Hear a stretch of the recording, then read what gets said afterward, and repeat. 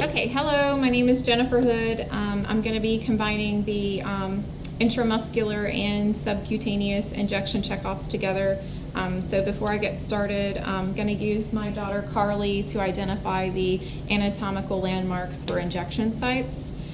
So I'll start with intramuscular. We have 3 injection sites for intramuscular. We have the deltoids, and the way to locate the deltoid muscle is to first feel for the acromion process, which is that bony prominence right here, and then take anywhere from 2 to 3 fingers below the acromion process, just like this. I like to use my thumb because it helps me visualize like an upside down triangle, and then my target is right in the middle of that triangle. So that is the deltoid, and then the second intramuscular location is the ventrogluteal. So you take the heel of your hand and you put it on the greater trochanter, and you want your thumb pointed towards the patient's groin, and then you use your index finger to point towards the anterior superior iliac spine, and your middle finger to point towards the posterior iliac spine, and then my target is right there in the middle of that V, so right about there. And then the third intramuscular location is the vastus lateralis, which is this beautiful muscle here. So you take one hand over the greater trochanter, one hand over the patella. I take my thumbs and I point them towards each other, and the same with my index finger. And this area in the middle, midline area, is my injection area. Then we have 3 subcutaneous injection areas. We have the outer posterior aspect of your shoulders here. You have the abdomen. You want to go below the costal margin, above the iliac crest, but avoiding the outer 2 inches of the umbilicus. So right about here, or right about here. And then you have the anterior aspect of the thighs, right here, so here, and again on this side, right about here. Okay, thank you. Okay, so those are the landmarks for both intramuscular and subcutaneous injections. So now I'm in the med room, and I'm going to pull up my patient's chart, and I am going to check for the orders from the healthcare provider, the prescriptions, and check for patient allergies. So I have pulled up the chart for Anna Pawlowski. Date of birth is 5/5/1957. She does have an allergy to penicillin, and her reaction is hives. I see 2 orders for today. I see the influenza vaccine to be given intramuscular at 0.5 ml. This is her annual flu shot, and this is for today. She also has the B12 subcutaneous ordered. This is ordered at 500 micrograms, and it also is for today.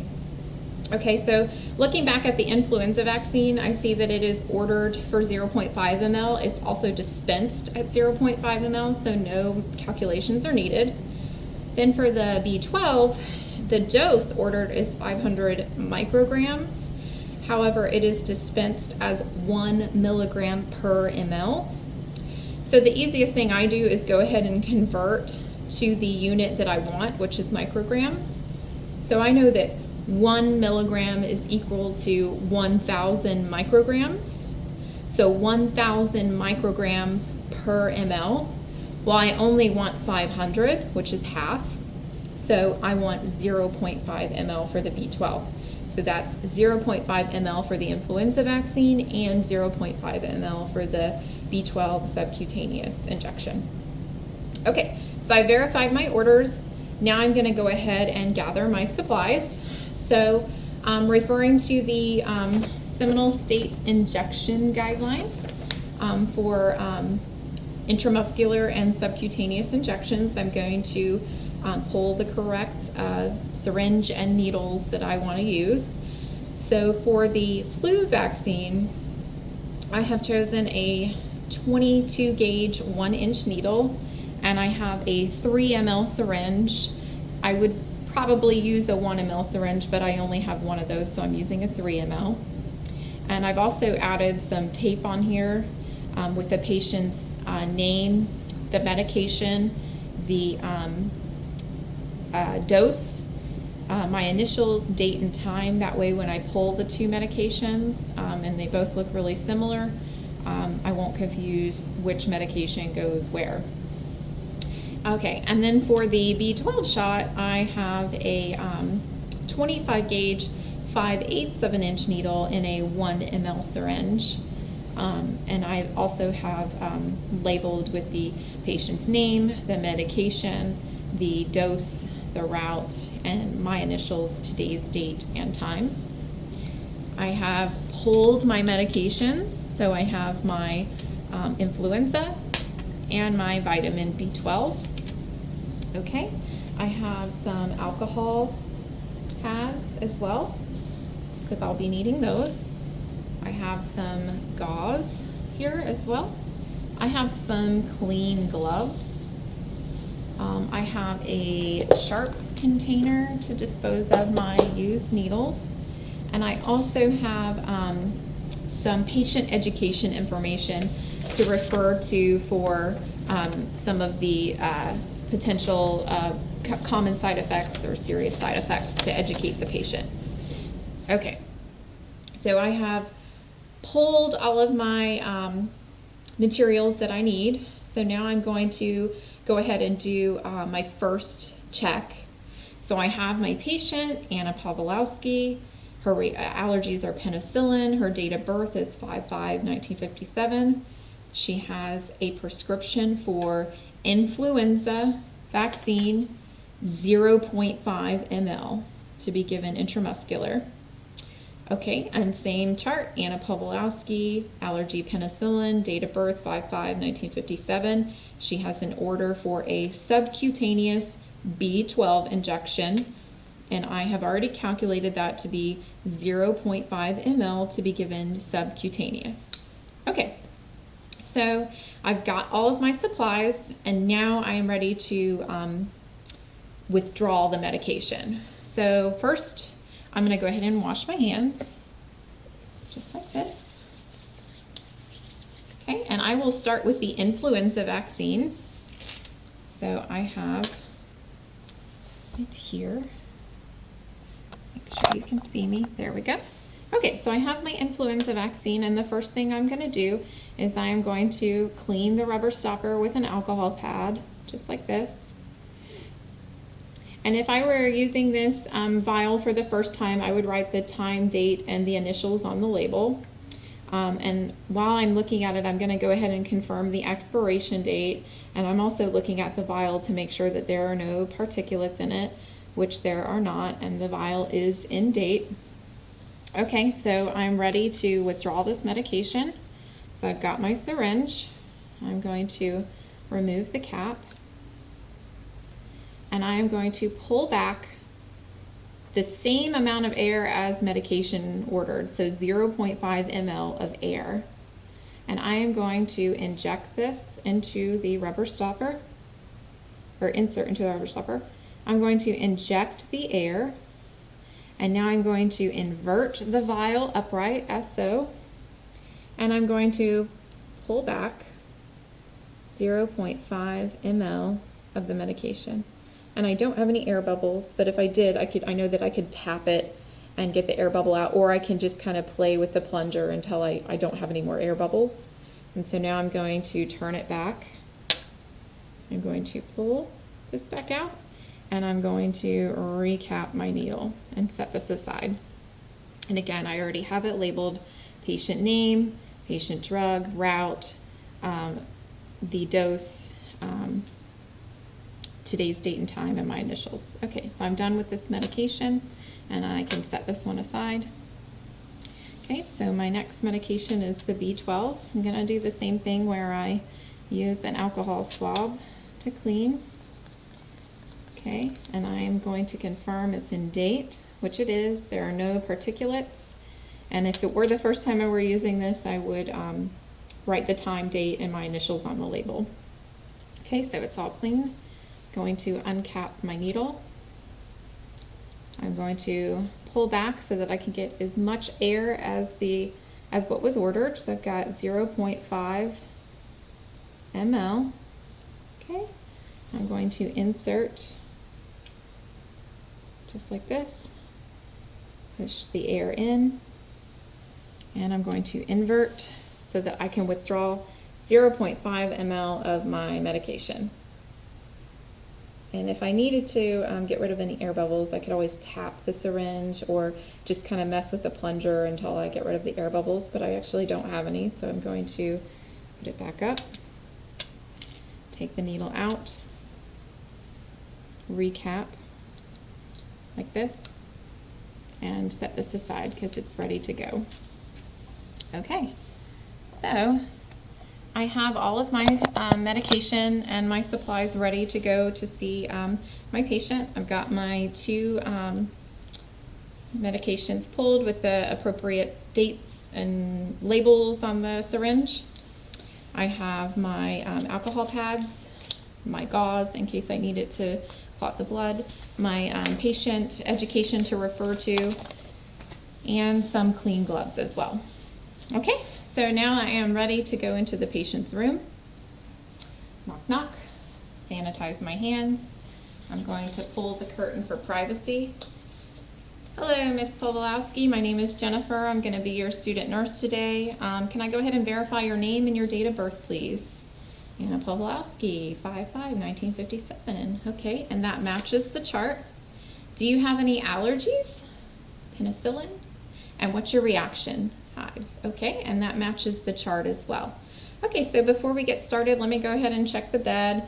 Make sure it's in the lowest position, make sure the brakes are on. I'm looking around the room for any tripping hazards or water on the ground or just overall safety hazards. Okay, so Ms. Pawlowski, I'm here to give you your 2 ordered medications. Your first medication is the annual flu vaccine, which we'll be giving in your arm. Can you tell me which arm is your dominant hand? Okay, your right dominant. So I'm going to go ahead and give the injection on your left-hand side. Have you had the flu vaccine before? Yes? Okay, good.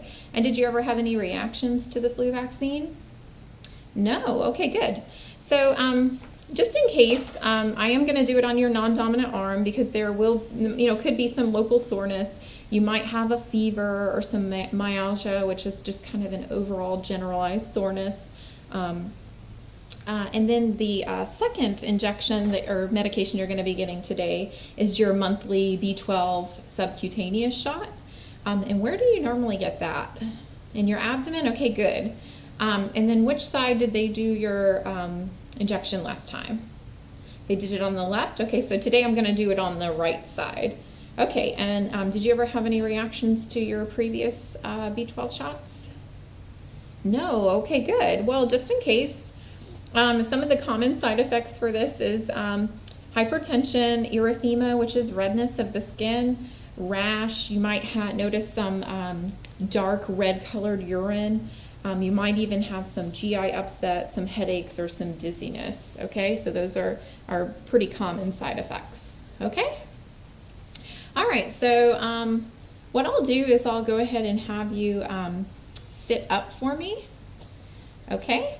Okay, so before I go ahead and get started on your injection, I'm going to go ahead and go over it with you one more time just to be sure. Okay, so I have Anna Pawlowski. Your date of birth you said is 5/5/1957.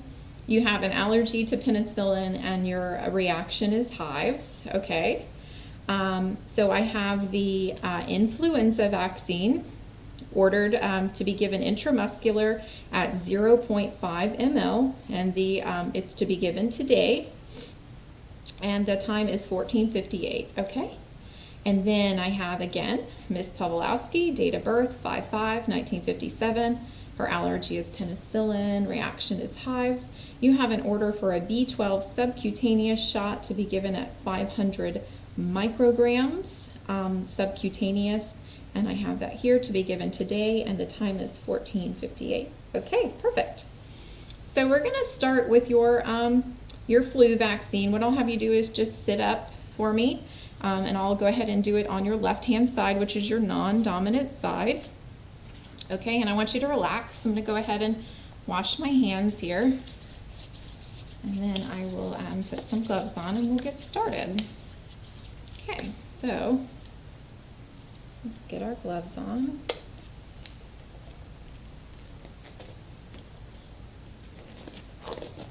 Okay. So I got my first one on. I'll get my second one on. Okay. Okay, so we're doing this on your non-dominant arm here. Go ahead and put this down. Okay, so assuming this is our patient's deltoid, I would find my target injection site, which I touched the acromion process, and I have my visualize my triangle here for my target injection site. I'm going to take an alcohol swab and clean first. And I'm going to be cleaning from the inside going out, just like this. And I'm going to let it air dry. Okay, and then I am going to go ahead and uncap my needle so it's ready. I'm going to take my non-dominant hand and do the Z-track method, which is kind of pulling the skin tight here. I'm going to take my needle and in a 90-degree, I'm just going to shoot it in kind of like a dart, like this, and it's in. And I'm going to inject nice and slow. And I'm going to let it sit for about 5 to 10 seconds so that I give the muscle enough time to absorb the medication. And I'm going to pull it out, cap my needle, just like this, put it into the sharps container right here, and I will take the gauze, have them, and then to clot the blood, and then put a Band-Aid on if necessary. Okay. And so now we're going to do the B12 shot. So what I'll do is have my patient lie down, lift her shirt up, relax, identify my site using the areas that I said, below the costal margin, avoiding the outer 2 inches of the umbilicus. So once I have my target site, I'm going to open a new alcohol pad, and I'm going to clean the area in a circle, starting with the inside, moving to the outside, letting it air dry. And I am going to go ahead and uncap my needle, have it ready. Take my non-dominant hand and pinch the skin up like this, which is a sponge, I know you can't see it, but pinching the skin. And then in a 90-degree angle, I'm going to insert like a dart, inject the medication slowly, as so. Release, cap my needle like this. I'll try to one-handed there without touching the end. Then take my gauze, apply pressure to clot, a Band-Aid as needed, dispose this into the sharps container, get my medical waste, also dispose that into the trash, remove my gloves, wash my hands. Okay, and so now what I'm going to do is I'm going to observe the injection sites, making sure there's not any immediate swelling or redness or reaction that's unusual. I'm going to document in my chart that the medications were given at the appropriate date and time, and my assessment of the site.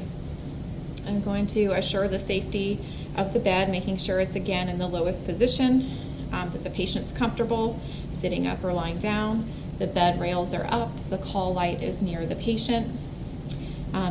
Is there anything I can get you before I leave? Okay, good. So now I'm going to open the privacy curtain, sanitize my hands one more time, and leave. And that's it.